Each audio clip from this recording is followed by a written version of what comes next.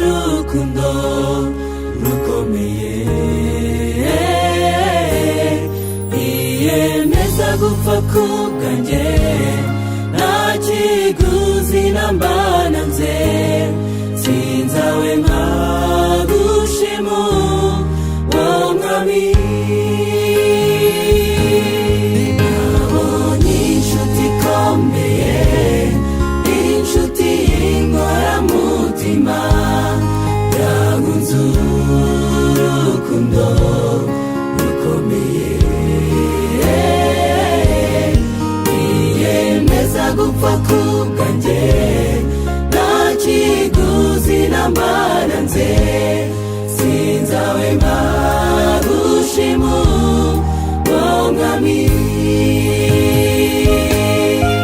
Inshuti ikomeye yuje urukundo rwinshi, iyo wihanye ukabatizwa ikuba hafi,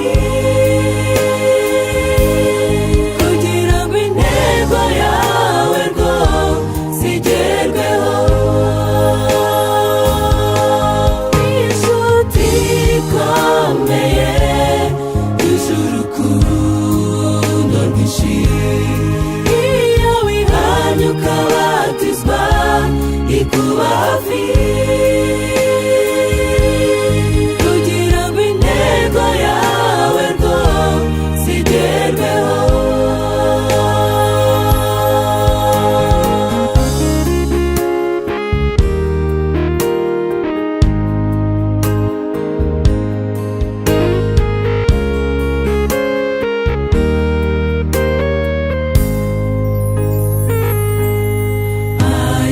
Yesu umwana w'Imana, twongera imbaraga nyinshi zo gutsinda ikibi n'igisa nacyo,